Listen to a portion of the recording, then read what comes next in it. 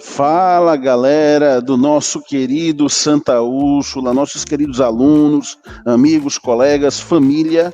A gente está aqui na nossa mais uma quarta compartilhada para a gente fazer um momento único, hoje assim, histórico, pelo menos para as nossas vidas aqui. É um momento, com toda certeza, histórico aqui, tá certo?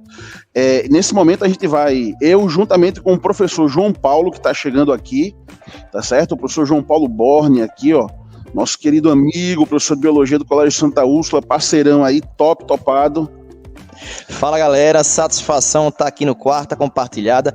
E hoje, como o Tiagão falou, hoje é um dia memorável para a escola, porque nós iremos entrevistar uma pessoa que é de uma importância muito grande para a área de ciências da natureza e, obviamente, para a biologia.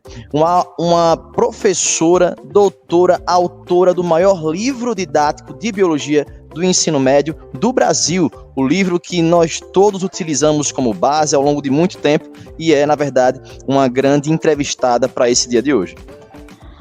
Isso aí, a gente vai falar hoje com a professora Sônia Lopes. Tá certo, galera? Uma professora que fez parte da nossa vida do ensino médio. Quantas vezes a gente estudou para as várias provas do vestibular aí, várias provas da escola com o livro da professora Sônia. Hoje a gente tem um prazer de poder entrevistá-la aqui e ela tá chegando para a gente poder estar junto com ela aqui nesse papo super gostoso. Olá a todos e todas, é um prazer enorme estar aqui com vocês e obrigada aí pelos elogios. Nossa Senhora, estou aqui emocionada. Muito obrigada mesmo, um prazer enorme para mim estar aqui junto com vocês, com os colegas do Colégio Santa Úrsula. É muito bom estar conversando com vocês, é um momento ímpar para mim também, pode ter certeza. Isso aí, professor, é um prazer, viu, professor? É um prazer poder estar aqui com a senhora. É a realização de um sonho acadêmico da gente.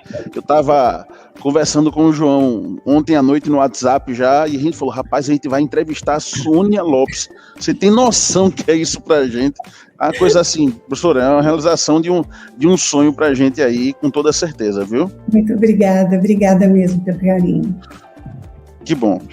Então a gente vai começar aqui a fazer algumas perguntas a respeito da trajetória da senhora enquanto professora e escritora. A gente sabe que a vida de professor é uma vida muito corrida, uma vida de muitas aulas, e a gente já assistiu várias aulas da senhora que tem no YouTube, são aulas excelentes, né? A senhora é uma excelente professora, e a gente pensa que teria que ter uma divisão dessa demanda, né, de sala de aula e tempo para escrever e dedicar a vida para escrever livros que são magníficos, né? Professora, como é que foi essa decisão de ser professora e de escrever livros maravilhosos assim para a gente? Antes de mais nada, obrigada novamente, mas acho que na vida, isso é uma das coisas que eu sempre comento, não só com os meus filhos, mas sempre comentei com os meus alunos. A melhor coisa que tem é a gente gostar do que faz. Porque quando a gente gosta do que faz, parece que o tempo flui com muito mais facilidade e a gente consegue até realizar mais coisas. Eu optei pela carreira acadêmica muito cedo na minha vida, optei pela biologia muito cedo na minha vida também. E como professora universitária, dediquei não só a atividade de docência, mas também nós temos a área de pesquisa, né? A universidade se pauta num tripé, que é fundamental, que é ensino, pesquisa e extensão. E, felizmente, eu consegui realizar as três grandes áreas com muito gosto, sempre com muita paixão. Eu acho que isso é importante, né? As minhas aulas na universidade, a gente tem um tempo de aula que não equivale ao tempo que vocês têm no ensino médio, é um tempo de aula diferente, porque nós dividimos o tempo também com a questão da pesquisa, orientação de alunos, mestrado, doutorado, iniciação científica, mas estar em sala de aula é uma coisa que sempre me deu muita alegria. Tenho um excelente relacionamento com os alunos, tinha, né, porque agora eu estou aposentada.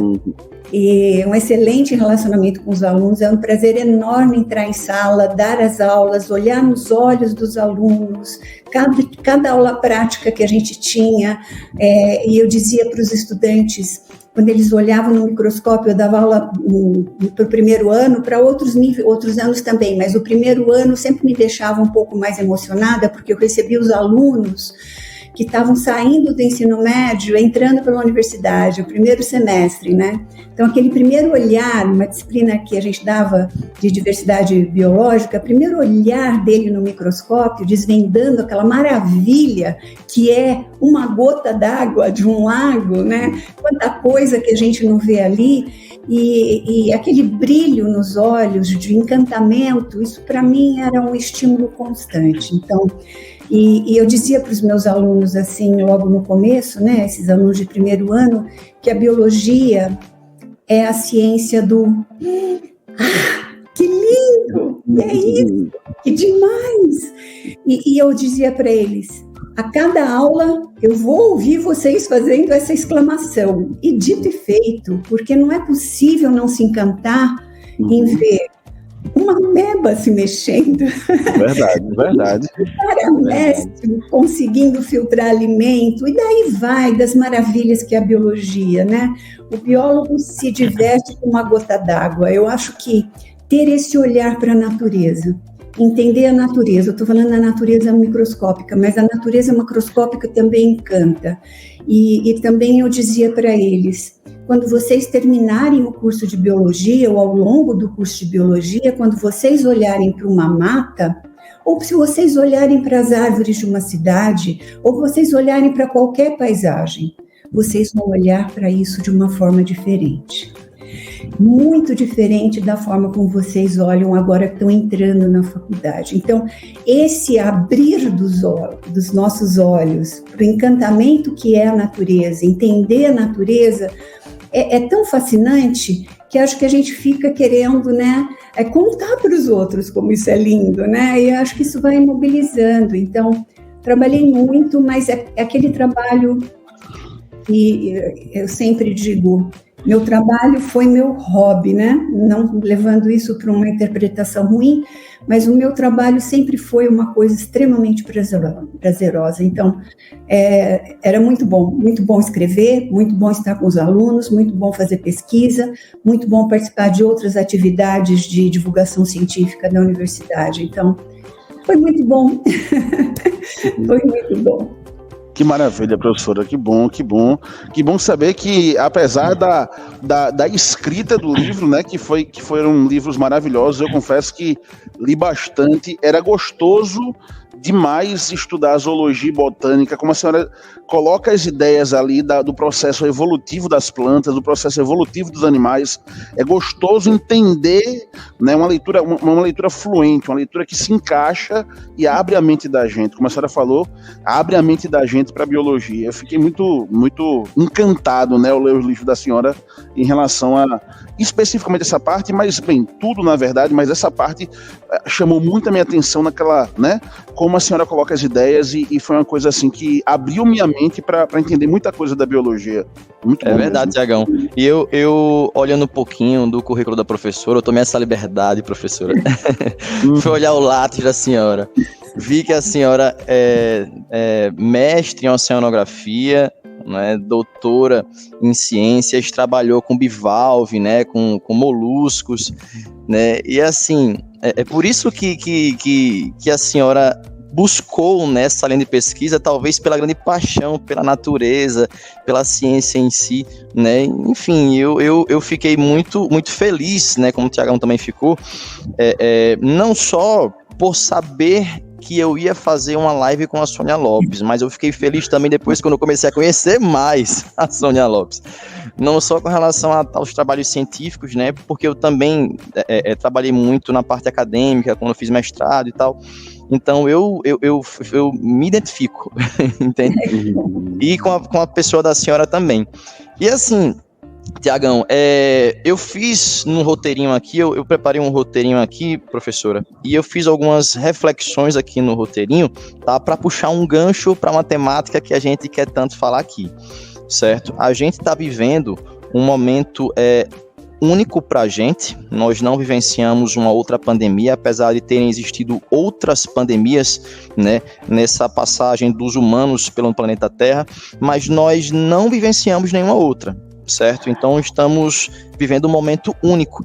E eu trouxe uma reflexão inicial aqui antes de a gente entrar num livro tão importante que a senhora publicou recentemente com o professor Átila Yamarino, que é o seguinte: no mundo multicultural, a educação se torna a ferramenta mais democrática e conectiva entre os povos. Em tempos de pandemia, o conhecimento é a nossa maior defesa contra o vírus. E foi o que a senhora trouxe com o Átila Yamarino.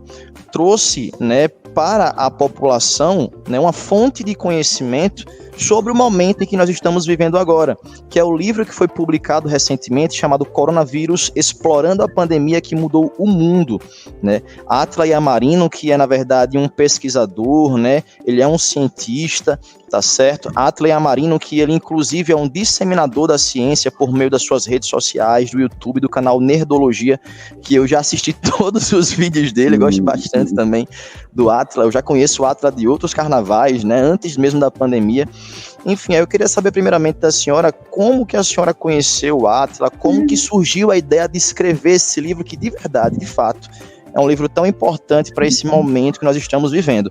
Não só por uma perspectiva de conhecimento, né, geral na população, mas por uma perspectiva mesmo de conhecimento interdisciplinar e aplicabilidade até no ensino médio. Então, é um livro extremamente rico. Então, eu queria saber da senhora como conheceu o Átila e como surgiu essa ideia. Ô João, e vale salientar que a gente utilizou esse livro aqui em vários professores, matemática, sociologia, já utilizaram, física, utilizaram esse livro como estratégias de metodologias ativas para o aluno. Então, o colégio, ele abraçou o livro e a gente conseguiu fazer trabalhos magníficos com os alunos ali. Muito bom mesmo. É verdade. Estou muito feliz em ouvir isso, porque foi a nossa ideia mesmo ao fazermos esse material, que ele pudesse ser um material agregador na escola, com projetos, com professores de várias disciplinas. Ele abre essas possibilidades. Você me perguntou onde eu conheci o Átila foi meu aluno, dessas coisas maravilhosas, dessas coisas maravilhosas que é ser professor, né? A gente conhece alunos fantásticos, e eu tive muita sorte com os meus alunos e os alunos que acabaram me procurando e fazendo trabalhos mais particularmente comigo. E eu tenho muito carinho por todos eles. E o Átila fez parte desse grupo, ele foi meu aluno na graduação, depois ele fez, acho que foi direto do doutorado, aí nós perdemos o contato porque ele foi para microbiologia. E quando ele retornou, ele estava fora do país, quando ele retornou para o Brasil, antes de retornar, na verdade, ele me procurou, porque ele estava muito interessado, ele já estava começando a fazer materiais para a internet e tudo, que ele continuava interessado em aumentar essa área, essa participação dele na área didática, né? E começamos a fazer trabalhos em conjunto, demos uma disciplina lá na universidade em conjunto sobre o uso de internet no ensino, como usar as mídias sociais para dar aula, né? Como usar Facebook e outras mídias sociais. E a nossa parceria sempre foi muito produtiva. Ele fez vários materiais junto comigo e também com o Sérgio Rosso, que é meu coautor em obras de biologia, como materiais que acompanham os meus livros.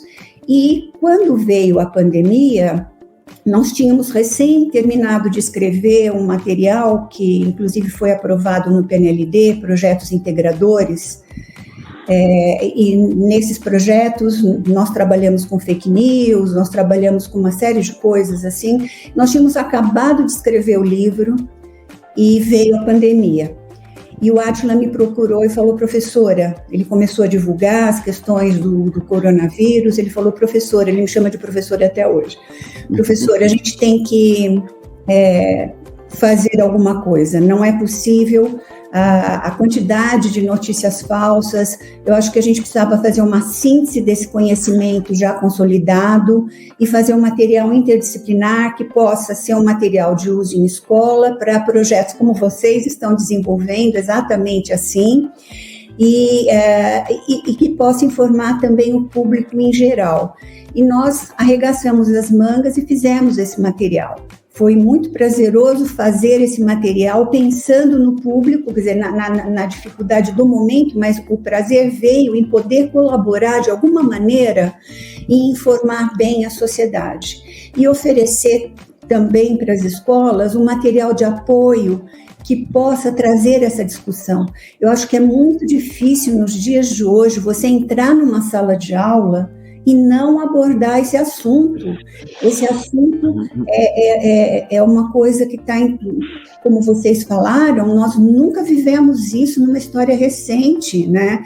É uma experiência muito ímpar, muito difícil, muito dolorida, e uma experiência permeada de notícias falsas, permeada de um negacionismo que assusta, né? Então, oferecer um material sério que possa abrir esse espaço de conversa, que possa colaborar em projetos aí interdisciplinares, trazendo informações confiáveis e reunindo, fazendo uma síntese do conhecimento, foi uma coisa assim que nos trouxe, assim, nós temos que fazer isso, porque é importante demais nesse momento, né? Então, foi isso que nos fez, que nos mobilizou a produzir. E a Editora Moderna concordou em fazer o material e ficamos muito satisfeitos com o resultado do material em si, e eu espero que a escola tenha tido bons frutos, porque nós não nos ativemos apenas à biologia. A biologia está lá, mas nós abrimos espaço para a história, geografia, a questão da matemática, interpretação de dados numéricos, a questão sociológica, que é muito importante quando você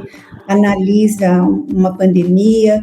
Então, eu acho que é uma obra bastante completa para colaborar, logicamente, sempre colaborando, nunca a intenção nossa suprimir ou suprir totalmente a qualquer outra fonte de consulta. É mais uma fonte, um material de apoio para ser trabalhado com os alunos, né?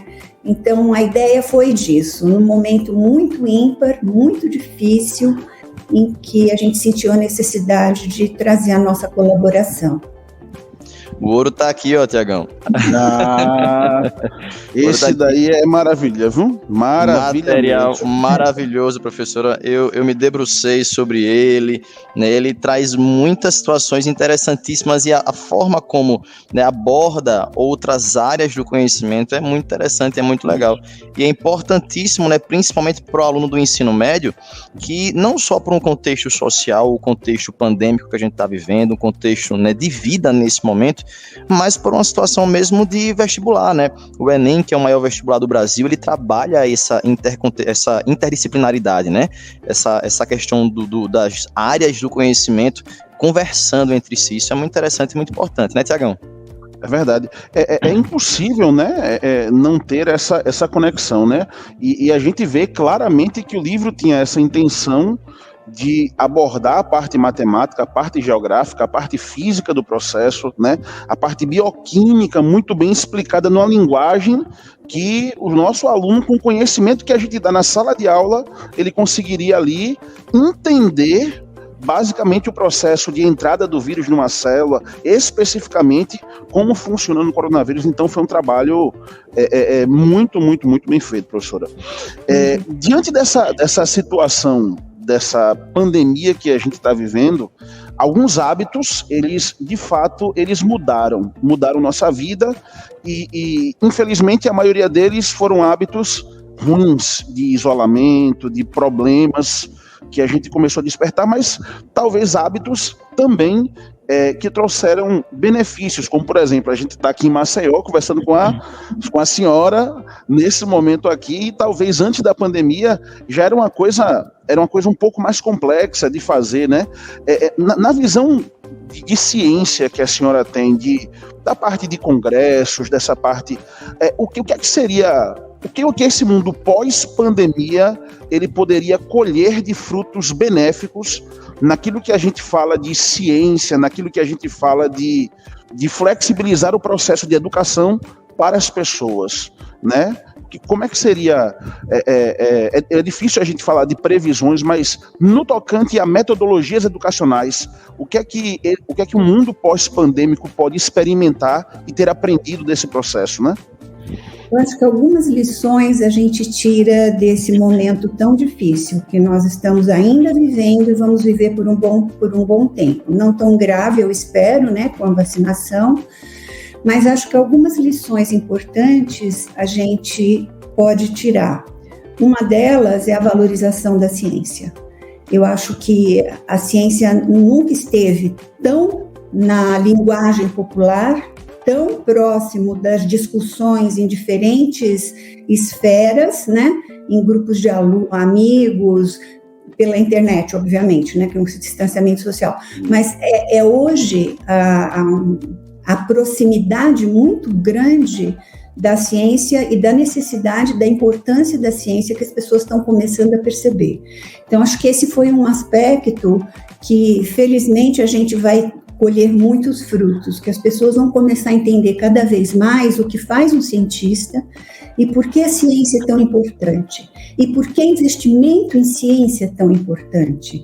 Gente, nós não tivemos uma vacina, nós tivemos muitas vacinas. Se vocês pararem para pensar no tempo que tradicionalmente se leva para desenvolver uma vacina, você ter em um ano várias vacinas e já sendo aplicadas, quer dizer, isso mostra o quê? Investimento em ciência. A partir do momento que você investe na investigação científica, você colhe frutos. E nós tivemos esses frutos.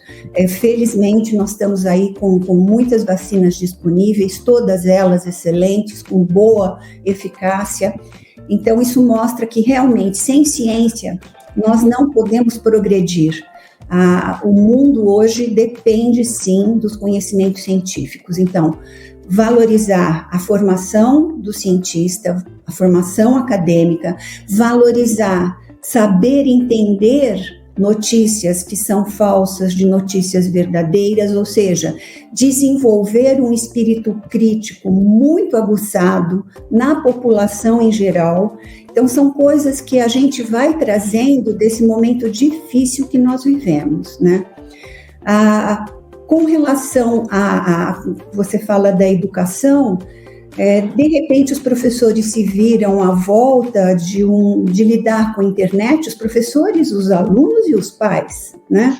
Vivendo uma realidade de um ensino com o uso de mídias digitais, basicamente só isso, né? Porque o presencial não foi possível, agora se retomando com todos os cuidados necessários para uma coisa, ora presencial, ora apenas híbrido, enfim. Mas o que mostra é que essas tecnologias que já existiam, mas elas não eram muito exploradas, elas vieram para ficar. Isso não significa, e eu não acredito que aconteça, uma substituição, e eu acho que nem deve haver uma substituição do ambiente presencial de educação para o ambiente online, em especial na escola básica. No ensino superior eu já pensava assim, mas na escola básica, a escola é um ambiente importantíssimo de sociabilização, é onde essas interações são fundamentais, constroem personalidade.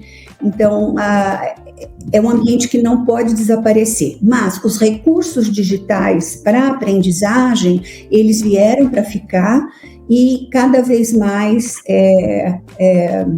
se especializando, né? Adquirindo novos formatos, novas funcionalidades. Então, essa parte digital, eu acredito que veio para ficar e transformar um pouco das relações presenciais, inclusive, né? Não sei se eu respondi bem as perguntas, se eu esqueci de mencionar alguma coisa, por favor. Não, tudo ótimo. Maravilha, foi um momento muito difícil, digamos assim, em um período muito curto de tempo, as escolas precisaram compor um processo de inovação tecnológica muito grande, um investimento altíssimo, né, para que a gente pudesse poder desfrutar de uma qualidade de som, áudio, interação, para que uma avaliação pudesse ser feita. Então foi um momento de crescimento da gente, né? Mas foi um momento de muita resiliência das escolas, como a senhora falou, né? E eu acho que realmente isso, né? nunca vai substituir, de fato, o presencial, esse toque, esse olhar para o aluno, a gente dá aquela explicação, olhar no olho do aluno e saber se ele entendeu ou não aquela explicação que a gente deu, né? E repetir sem ele precisar perguntar. Professor, repete aí de novo, na verdade, mas eu acho que essa aproximação da tecnologia realmente trouxe benefícios muito grandes e que a gente está sendo felizado nesse momento agora, né?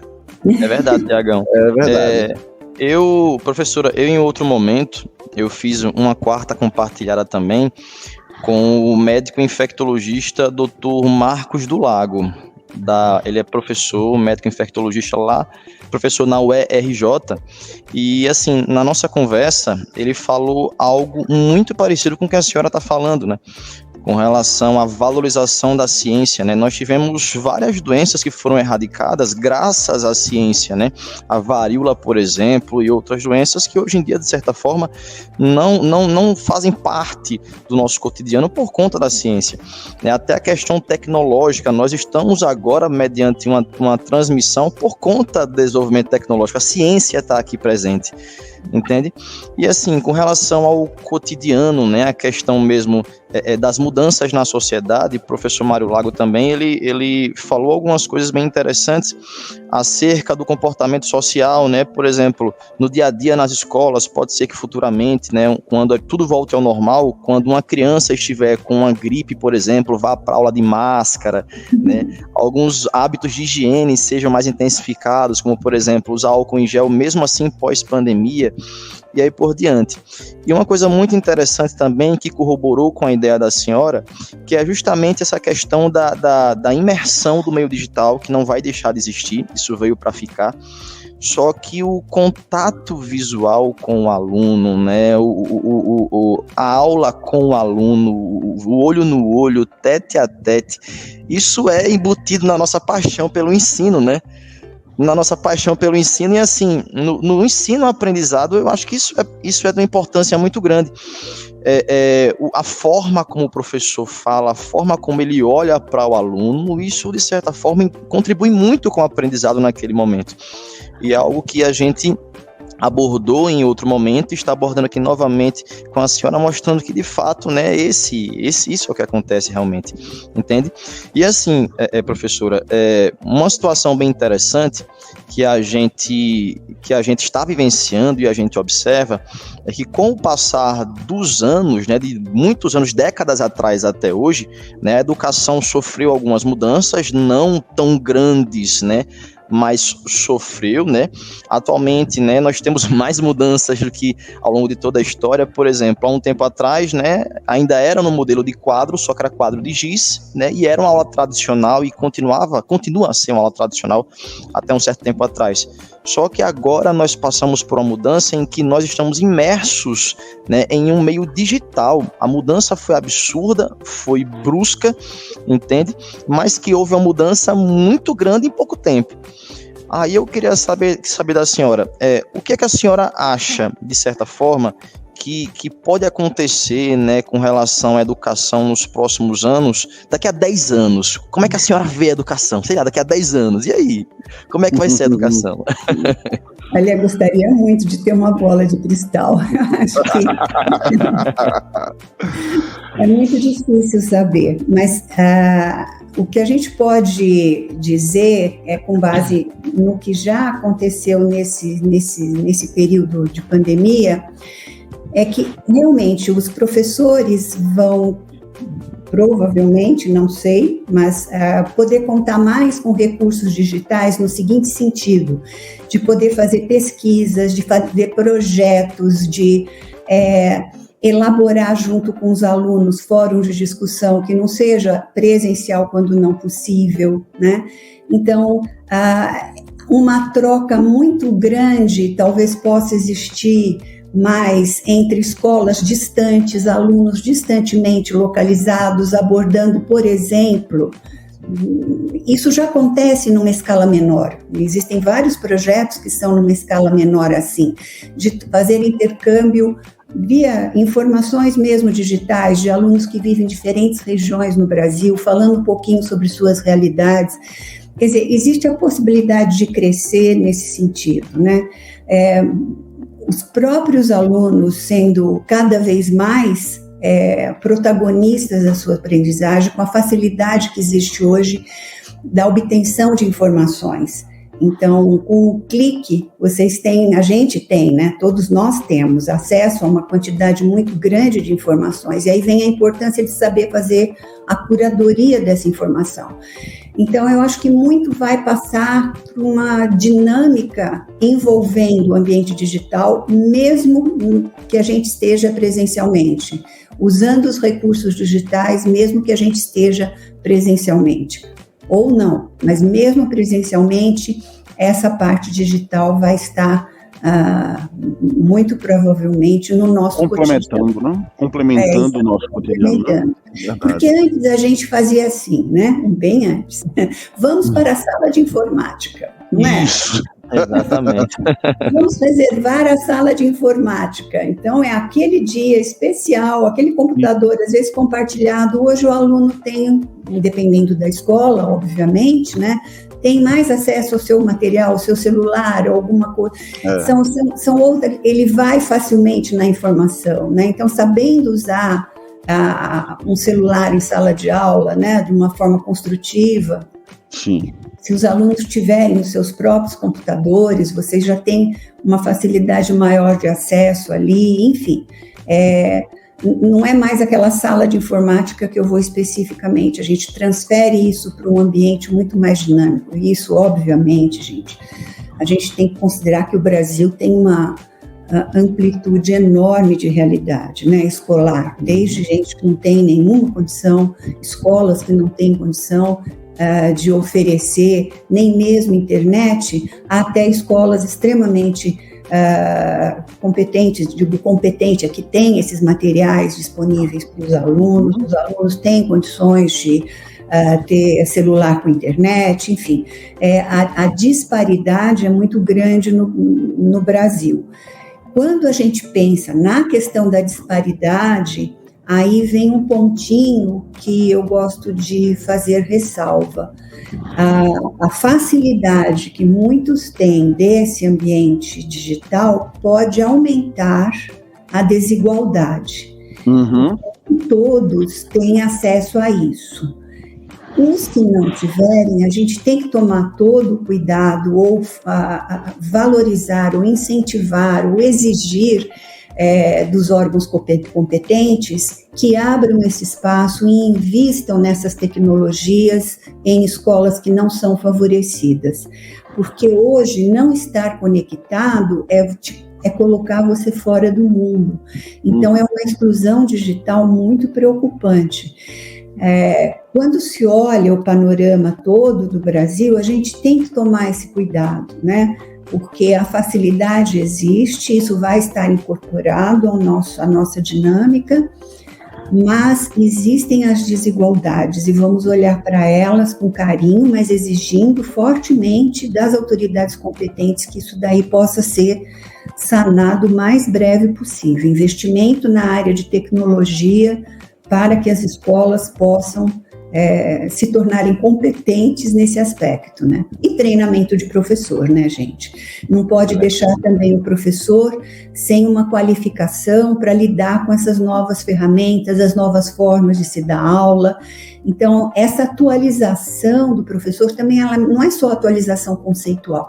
Hoje em dia existem várias ferramentas que você pode explorar para dar uma aula, e engajar o seu aluno, ferramentas digitais, e o professor tem que se atualizar, quer dizer, o investimento na formação desse professor também passa por aí.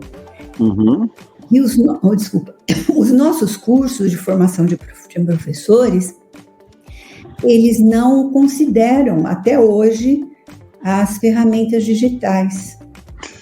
Eu acho que pós-pandemia, algumas disciplinas na universidade surgirão como novas disciplinas, né? A ideia de trabalhar metodologias ativas durante a graduação, né? Ensinando, coisa que a gente via um pouquinho assim na aula de didática, rapidinho, mas que a gente não trabalhava, né? Botava a mão na massa ali. Eu acredito que talvez as disciplinas elas aumentem um pouquinho o nosso leque, né, das cadeiras educacionais nos cursos de graduação, né? Com certeza. As disciplinas hoje, na sua imensa maioria, não posso falar por todas, mas a sua imensa maioria trabalha mais uma sala de aula presencial, né? Então, o que precisa se incentivar cada vez mais, algumas já fazem, mas eu digo crescer isso com um corpo consistente de metodologias de ensino envolvendo as ferramentas digitais. Então, para realmente dar condições para esse professor que está saindo da faculdade, já saia com uma visão dessa interação possível, não única, não existe uma única solução, né? Aquilo que nós estamos falando aqui são de várias ferramentas que podem colaborar com o trabalho docente, né? E engajar mais o aluno e abrir possibilidades para o protagonismo do nosso aluno. As ferramentas digitais são algumas delas. Então, realmente, na formação do professor, formação inicial do professor na graduação, essas questões têm que ser cada vez mais abordadas. E para os professores que estão na ativa, uma qualificação também nesse sentido, né? Às vezes eu me deparo com as ferramentas, eu falo, gente, se eu tivesse que aprender tudo isso, meu Deus, é muita coisa, tem muita coisa nova, muita coisa interessante, a gente vai se envolvendo com aquilo, falei, puxa, realmente é um novo mundo. No início foi difícil, eu confesso que no início tudo de uma vez só para a gente, né, pegar o ritmo foi difícil, mas depois que a gente aprendeu e começou a dominar, realmente deu uma facilitada em algumas maneiras de trabalhar, sobretudo alguns conteúdos com o aluno, né? Ficou muito mais fácil às vezes trabalhar escrevendo no iPad um determinado conteúdo, às vezes, né? Trabalhar com a imagem, trabalhar com a figura, ficou muito mais simples desse aluno visualizar, né? E de tirar as dúvidas do aluno, né? O aluno pergunta e a gente faz uma explicação ali rapidinho no vídeo, no iPad, manda para ele e tá uma maravilha, né? Dinamizou esse processo, né? Então, teve seu bônus, né? Essa parte educacional, né? É verdade. Professora, me desculpe o linguajar, mas vou ser muito sincero, isso tudo é muito louco. Essa mudança muito grande, né? E há 2 anos atrás, né, eu estaria agora numa sala de aula, dando aula com o piloto na mão, escrevendo no quadro. 3 cores na mão, né? Não, 3, o mínimo é 3, o mínimo é 3. O mínimo é 3, né? Agora, professora, a gente do Colégio Santa Úrsula, a gente faz um curso, né, de qualificação e tal, para essas metodologias ativas, né, envolvendo necessariamente essa questão digital e tal, um curso do Google, enfim, é muito interessante. E a gente se vê numa situação, eu falei muito louco, porque a gente se vê numa situação completamente diferente do que a gente é acostumado. Se fosse agora, professor, essa nossa entrevista, né, a gente faria, por exemplo, no auditório do colégio, a gente tem um auditório imenso aqui, entende? E agora existe a possibilidade de haver uma entrevista, né, via rede social, né, por vídeo, de uma maneira extremamente de qualidade, entendeu? E democrática. Eu acho assim que o mais importante de tudo, professora, é a democratização da educação. Nesse momento estamos entrevistando a senhora, mas estamos entrevistando de uma maneira em que muita gente vai ter acesso a isso. Entendeu? Precisa de uma internet, claro, mas isso aí, né, é uma questão já mais, né, voltada aos órgãos competentes, enfim, mas é uma questão democrática, entendeu? Tanto eu quanto o Tiago, a gente busca muito essa situação, né, publicando alguns vídeos, algumas aulas no YouTube, enfim, eu acho isso extremamente importante. Abrindo pequeno parênteses, professora, eu sou muito fã de uma banda chamada Pearl Jam, uma banda americana, Pearl Jam, não sei se a senhora já ouviu falar. Essa banda, ela também tem essa mesma filosofia. Há um tempo atrás, ela veio aqui no Brasil, fez um show e uma televisão, um canal de televisão ia, de certa forma, transmitir esse show, só que era um canal fechado. Sabe o que o Pearl Jam fez? Vai não. só vai transmitir se for de maneira democrática, para todo mundo ver, todo mundo ter acesso. O show em si foi gravado, mas depois foi publicado na internet, né? Depois deram um jeito de publicar para todo mundo ver. E eu penso dessa maneira também com relação à educação. Por que não só o entretenimento? Porque a educação também não pode ser democrática, entende? Algo que é de extrema importância nesse nível, principalmente nesse momento que a gente está vivendo agora. Então eu penso dessa maneira e por isso que eu agradeci tanto a senhora aí pela participação, porque eu vivo muito essa questão da educação democrática, né? Viva a universidade pública, viva a democracia aí perante a educação. Verdade. Eu sou fruto da universidade pública, né? Estudei, aliás, da escola pública. Eu estudei praticamente minha vida toda em escola pública, então sou muito grata a ela. E a minha formação se deve aos excelentes professores que eu tive na escola pública como um todo, na época de escola básica, e eu adorei o curso que eu fiz na USP, os professores fantásticos, tanto é que isso só foi mais um estímulo para eu continuar na vida acadêmica, né? Então, realmente, a democratização do ensino, a democratização do conhecimento, né? Ela é muito importante. Então, é muito bom estar aqui, porque, veja, essa facilidade que a gente vai ter daqui para frente, dentro daquelas coisas que vão provavelmente continuar, essa facilidade de comunicação entre todos, né? Sem necessidade de grandes deslocamentos. Eu diria que isso vai acontecer não só no ensino, mas também no ambiente empresarial, em que as grandes viagens de negócios de antigamente, hoje você pode resolver, em alguns casos, não digo todos, mas com reuniões online, em que assuntos podem ser decididos ali sem a necessidade de grandes deslocamentos, e esses deslocamentos geram poluição, geram alteração da composição do ar, tudo aquilo que a gente já vem conversando há muitos anos, dos impactos que existem aí relacionados aos grandes deslocamentos, né? Quanto que um avião polui, quanto que um automóvel polui, enfim, começa-se a economizar esse tipo de consumo, né?